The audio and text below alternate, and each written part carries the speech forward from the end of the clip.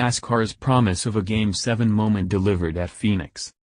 Matt Kenseth emerged victorious after an emotional roller coaster of a race at Phoenix Raceway.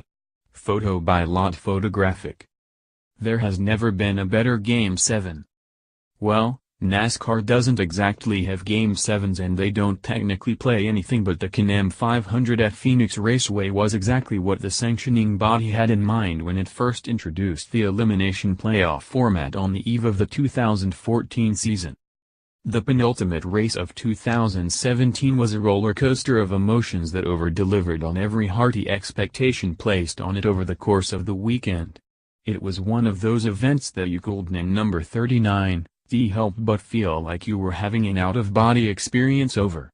It was often exciting, at times surreal and always exhilarating. A week after deciding that there was no longer a place for him in the industry he has called home for 20 years, 2003 champion Matt Kenseth won for what could be the final time at the highest level of the sport. He did so by passing Chase Elliott with 12 laps to go, denying him his first victory and by default, a chance to compete for his own championship. But that came only a half hour or so after Elliott essentially, but not overtly, enacted payback against Denny Hamlin for an incident that took place at Martinsville Speedway 2 weeks prior. Hamlin shoved Elliott out of the lead and into the wall with 3 laps remaining that chilly night under the lights, but couldn't close out and capitalize on the moment. He paid for it on Sunday. Hamlin had solidly raced his way into a championship race transfer spot until Elliott drove hard into his new rival out of turn 4 en route to the front with 38 laps to go. It wasn't even close to the overly aggressive move that cost him a spot at Martinsville, but Elliott no doubt raced Hamlin with a chip on his shoulder. Even if Elliott couldn't hold off Kenseth over the final 15 laps and race into Homestead, he at least made sure that his antagonizer couldn't either. Right or wrong, intentional or not, it was a full-circle narrative intended for a Hollywood script. And this doesn't even include Brad Keselowski, the benefactor of all this drama, who entered the weekend with a sizable 19-point advantage but coughed it all away with a dreadful performance outside of the top 10 over the first 2/3 of the race. But somehow, with the Elliott versus Hamlin narrative playing itself out to a poetic crescendo, there was the 2012 champion holding on for dear life and living to contend for one more week at Homestead Miami Speedway.